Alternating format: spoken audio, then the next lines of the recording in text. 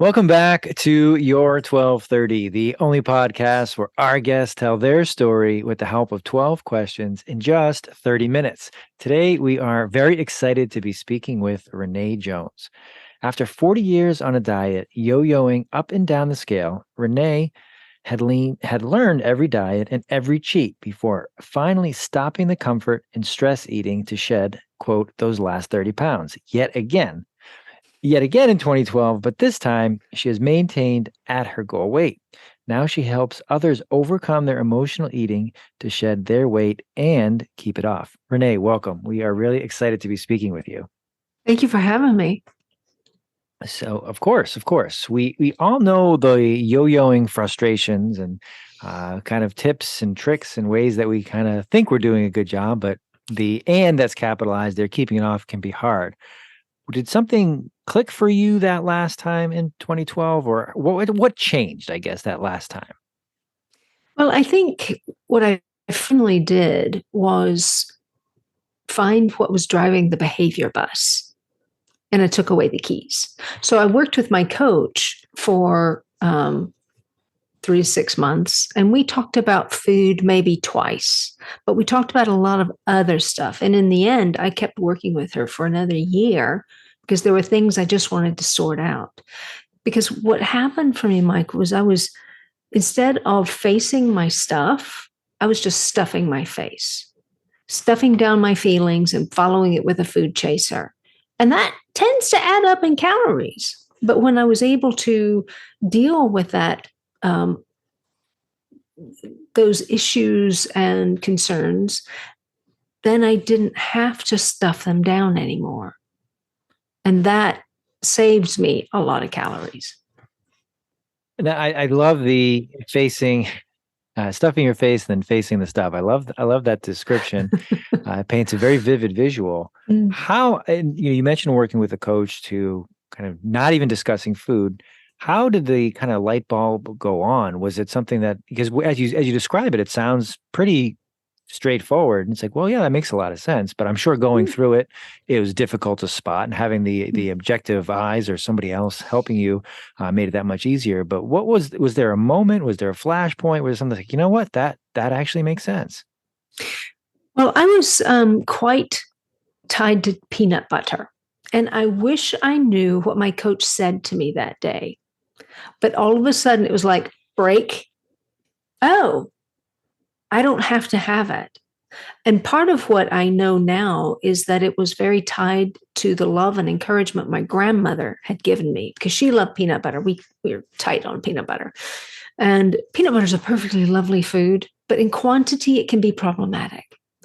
And once I realized, oh, my grandmother's not in that jar, then I learned how to find that love and encouragement in other ways that were calorie free.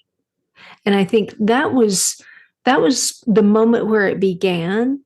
And then over and over, we come back to different issues and would just sort of unwind them so that suddenly I didn't have all of this excess weight. It was like a backpack of rocks, and I didn't have to drag that with me everywhere.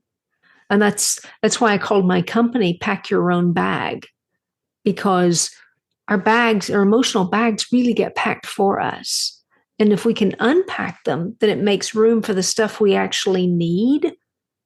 When you go on a trip, you come back and you end up with all this flotsam and jetsam in your bag, and you got to unpack that stuff so you can put in stuff for the journey you want to be on rather than the one you fell into. So I think it was a series of moments and just lightening that load and making significant changes in how I did life. We tell ourselves things. I have clients who will say, I just don't have the confidence to do that. Well, let's stop telling that story and find the confidence so that you can do that. Because if you want to, you probably can to some degree. So let's see how far you can go. So it was a series of those kinds of moments. It's a great description because I've written down confidence, behaviors, emotions, things that you've talked about being able to identify, overcome, use as the source of overeating. We've talked as much as you referenced speaking with your coach, very little about food, which is fascinating when you think about how and why we overeat. Mhm. Uh, the end of your bio mentions helping others now do this. How do you describe what you do, or how do you introduce yourself when you meet someone new? Well, I'm a coach who helps frustrated dieters overcome emotional eating that sabotages their diet every time. That's an excellent description. And how are you able to go from being coached to now coaching others? Well, I have a degree in marriage and family counseling. So I was already versed in all of that. And then once I learned my process, then I could translate that to others. So it's coaching. If someone has some stuff that they really need to dig out, I'm qualified to do that. Counseling is basically looking at the past and seeing how it affects you now. And coaching is, okay, here you are now. Where do you want to go from here? And helping them get there. So I have a two-pronged approach depending on what the client needs.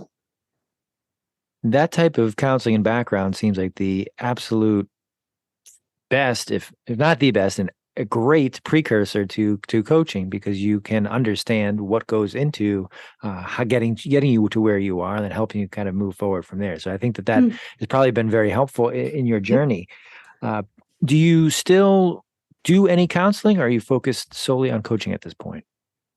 Um, I do a little counseling. Again, it depends on what the client needs. You know, um, there's all this question around where do things start, and there are various models out there. The theorist that I follow says um, our thoughts, we can think ourselves into a new way of feeling, but you can also feel your way into a new way of thinking. So where does it begin? Doesn't really matter. Where are we going to take it? And if there's something that is trying to, like a hook pulling you back, let's deal with the hook, because you don't have to drag that with you. If we unwind it, cut all the strings that are binding you, it, it's almost like excavating. We can dig down a little bit and see what's there. Sometimes you have to really dig deep to allow something to get up. But once you get up, you can shake the dirt off and go. So it's kind of whatever they need. That seems like the right answer, especially in the coaching relationship, because I'm sure there are fundamental principles or foundations or frameworks that are universal to a lot of your clients, but it does need to be specifically tailored to who you're working with. Otherwise, it becomes much less effective, I would think, Mm-hmm. based on what you've told us about your process. You did mention that kind of helping the client where they are, identifying where they are looking to go, and what may be holding them back. In your experience, and I guess with your counseling hat as well, have you found that most people either A, know what is holding them back, and if they do know, do they have an idea of why they're not able to do it without assistance or without a professional? I guess that's my question. Do most of us know what's keeping us from where we want to go? Sometimes we do. Sometimes it takes a little digging. But if we knew what to do, we'd probably go ahead and do it. Like if I could have lost the weight after 40 years of trying, I would have done it already. But one of the examples I use is having people think about what food it is that always trips them up, and where did they first have that food. Since you're male, I'll go with you at the moment, because a lot of men have this thing about ice cream, particularly at night. And I remember asking this one fellow, I said, okay, so when did you first have ice cream? When do you remember it? He said, oh, well, my dad took me to an ice cream shop when he and my mother were breaking up. Yes. So that's the connection, you see. And for a lot of men, little league of whatever sport, if you won, you got pizza. If you lost, you got ice cream. So it is very much tied into our stories and how we choose to then continue to soothe ourselves. Does that make sense? That does make sense. And you've hit on two areas, whether just guessing or not, two foods that have been problematic for me, and I'm sure many of our listeners in the past and continue to do so. So thank you for using those in your example, make them more vivid. Uh, you mentioned 40 years, which is a long time to persist with a problem you can't solve, or an issue that, to steal one of your terms, yo-yoing back and forth. Hmm. Was was there anything that you tried that, looking back, it's like, wow, I really can't believe I did that, or I was so close if I had just done this differently? Um, I tried all but maybe two of the diets, right? Almost all, and one of them I just refuse, and the other I basically do anyway. So it's like, don't need to add that. Um, there were a couple that were basically starvation diets. You know, you just do 1,000 calories a day, and I'm only 5'3", so that's not terrible, but it's not good for me. Right. And I think that slowed down my metabolism. So I've got this, hangover of a slower metabolism because of all the attempts I made. There's some good things. I mean, I learned, and what I think about diets as is not just for the weight loss, but you learn what works for your body. Like I learned that if I have too many starches and sugars, I get really mean and cranky. And that's not good for me. And I wouldn't have known that if I hadn't cut them down very low for a period of time. So I think if you learn what works for your body and what keeps you satisfied, you're much more likely to be able to stay on track for longer periods of time. And I think that's the key right there, that if we can see it doesn't even have to be immediate, but if we can see results from an action that we're taking or something that we are omitting from our diet, that it might be more likely to stick. Mm, But where I think that can be difficult is knowing what to eliminate or knowing what to add. mm. Outside of trial and error, how can we figure that out for ourselves?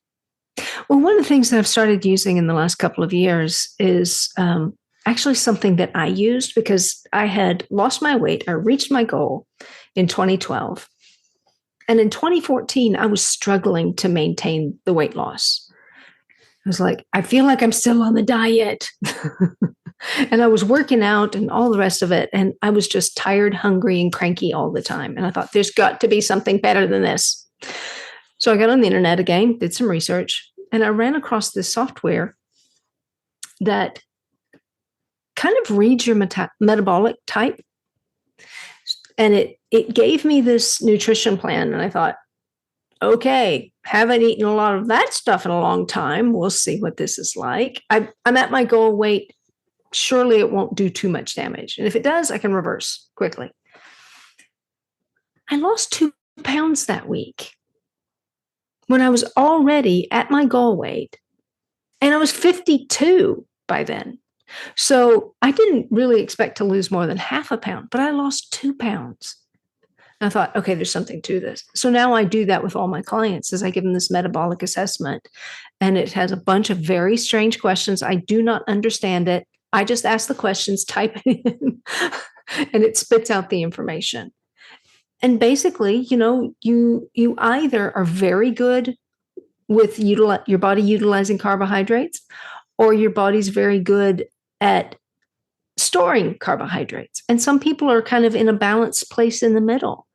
But if you don't know that, then you may try one or the other or all three and be continually frustrated.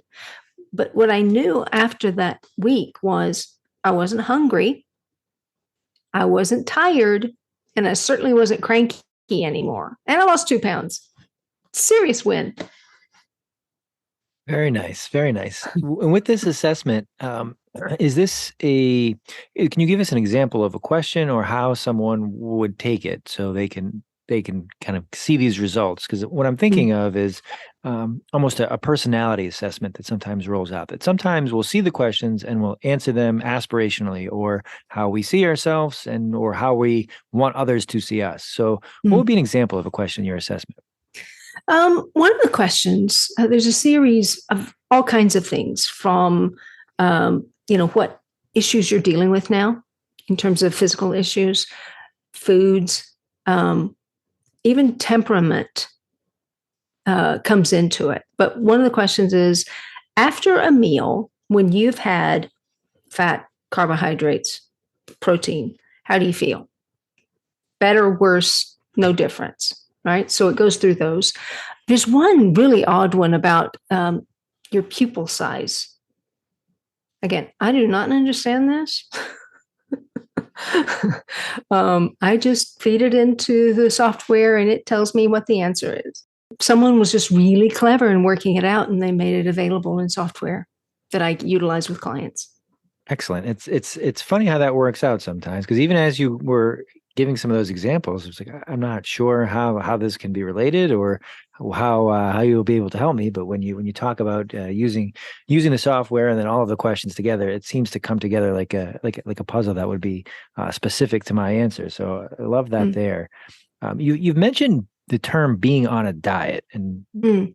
what is being someone who has the experience that you have, and the position that you are now in helping others, when you hear someone, I'm on blank diet, what is your reaction to that, or what do you think of?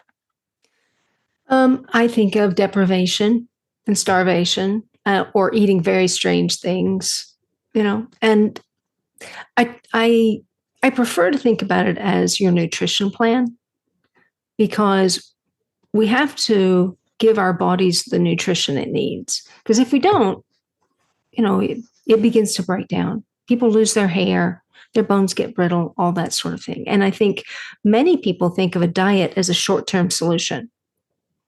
you know, I got to lose weight by this wedding or this event or whatever. So they go on a diet just to try to do it as quickly as possible. And it's often disappointing. If not, it just doesn't work. And I think that from what we've talked about, and just knowing, myself and others, that having that mindset where this is a short-term fix, or this is something that I need to lose X amount of pounds by X date, that is kind of, let's say, setting yourself up for failure, but Mm. it's not taking the right approach, because the way you've talked about it is that this is a holistic view of how we uh, treat our body, what we put in our body, and the things that we are thinking, doing, and that may be attached to the meals that we eat and the foods that we consume more of. So I think that comes across as you talk about it. And kind of in that vein, what's one misconception or one thing that we think we know about food or proper nutrition that you found really might not be the case? All fat is bad. All carbs are bad. All meat is bad. That's just not true. None of the three of them. If it's demonizing any of the main nutrients, we've got a problem. Okay, so moderation is the key for most things, and as you mentioned, three things that most people would put in the category that I should not eat. It's not always the case, so thank you for sharing that.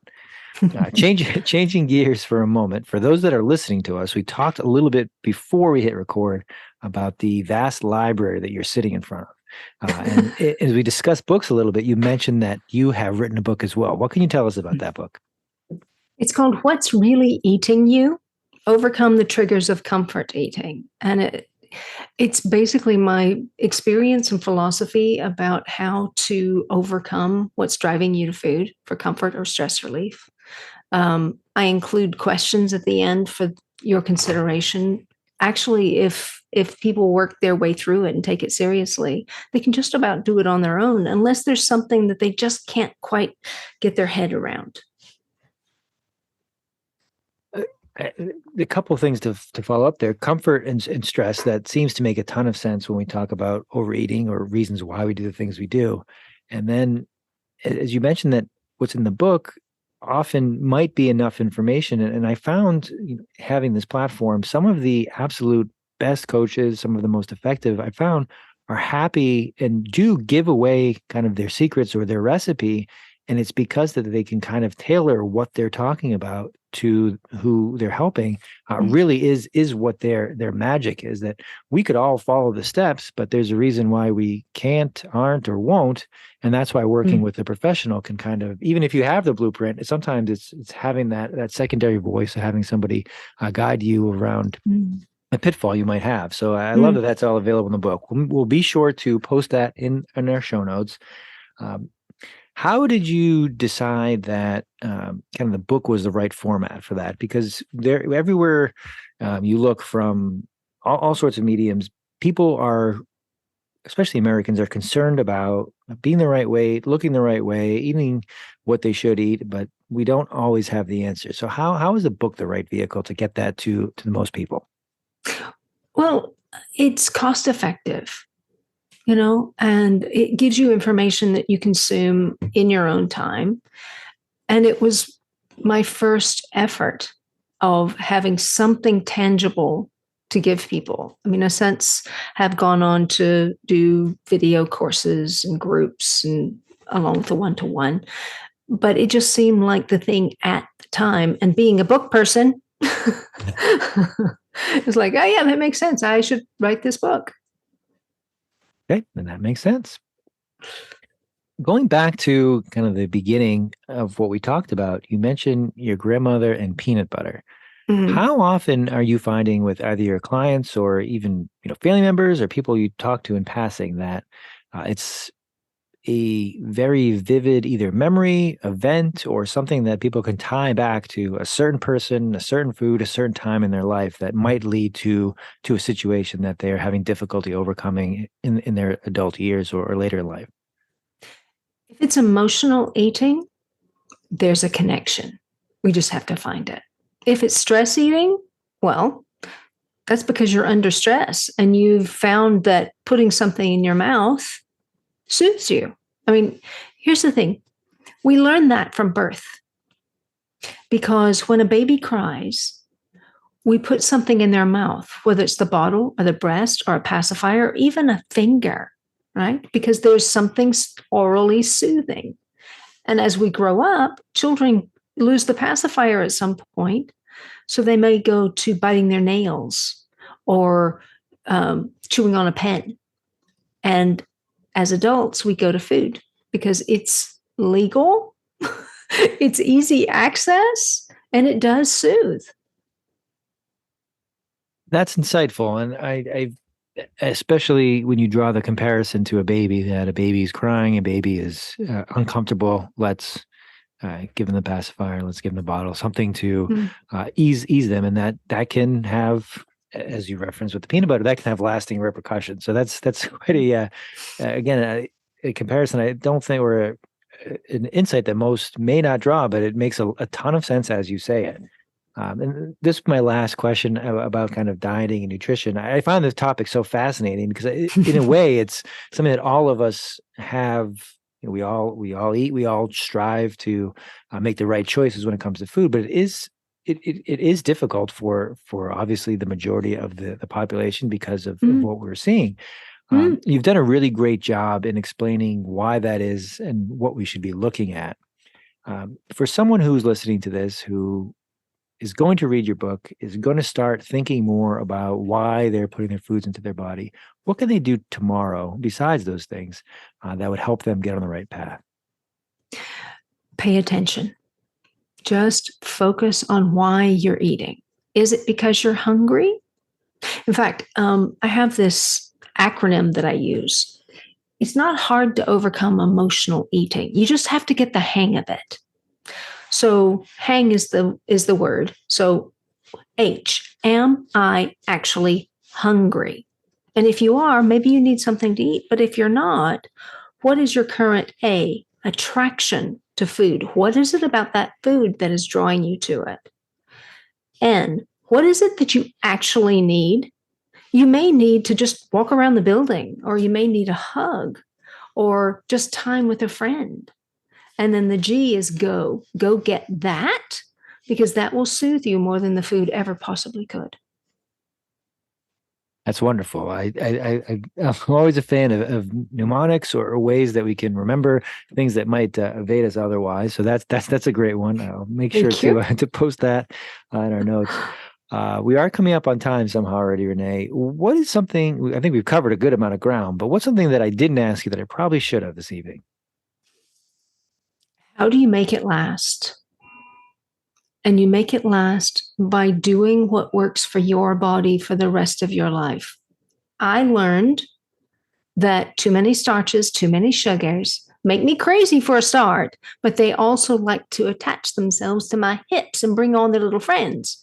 So I have to limit those if I want to keep the body I have. That doesn't mean I can never have them. It just means I need to limit them. And learning what our body can manage is not deprivation, it's taking care of it. That's a good answer. And I know I said last question, but I've got, I have to ask because the word crazy, for example, that's one that means different things to different people. And sometimes we don't know that we are being crazy, that we need Mm, others to tell us, hey, mm, you are not acting sensibly here. mm. Is it possible that we might be mislabeling, mischaracterizing that in one case we are acting crazy in a way, but we are not. We think we are, and we're blaming that on food. And probably the more likely scenario, we don't realize that we're being crazy, or a certain food, a certain atmosphere puts us into a certain behavior like craziness. Mm. Should we look to others, their family, friends, colleagues, for that kind of feedback? What is a good rule of thumb there? If you love them and they love you, ask them, but be okay with the answer. I mean, Mr. Jones is lovely. God love him, married to me. And when I say, okay, it's the sugar talking, he says, I know, it'll be okay. Give yourself a couple of days, you'll be fine. Very But nice. if it's not someone you care about or who cares about you, you probably won't listen to the answer anyway. So find that right person. Okay, Find that the makes right sense. person. So Renee, I think we've done a great job. My last real question to you is going to be diet, nutrition, eating, weight. These are all things that we deal with every day, but they can be very serious topics. Mhm. Outside of reading, which we've talked about, what is something that you do to kind of get out of this world, to relax, or to kind of take a left turn? I go for a walk every morning with my dog. And it started because she was a very naughty girl, and tired puppies are good puppies. So it was helpful for her to burn off some energy, but it's also helpful for me because I listen to podcasts and books and breathe in some fresh air, cold, hot, or indifferent, and just am out in nature for an hour or so. And it does me the world of good. I will not put words into your mouth, but on top of walking for tiring out your dog, walking is great for exercise. It's great to be outside, that the peace of nature. So it's just back to that holistic approach. Mm. Renee, thank you so much for joining us. This has been a blast. Where can our listeners find you if they would like to learn more? Sure. They can find me at packyourownbag.com. I'm on Facebook there as well as Instagram. Oh, and there's a YouTube channel too. Okay, so we will post all those links, including to your book. And thank you again for joining us. This has been a lot of fun. Thank you very much.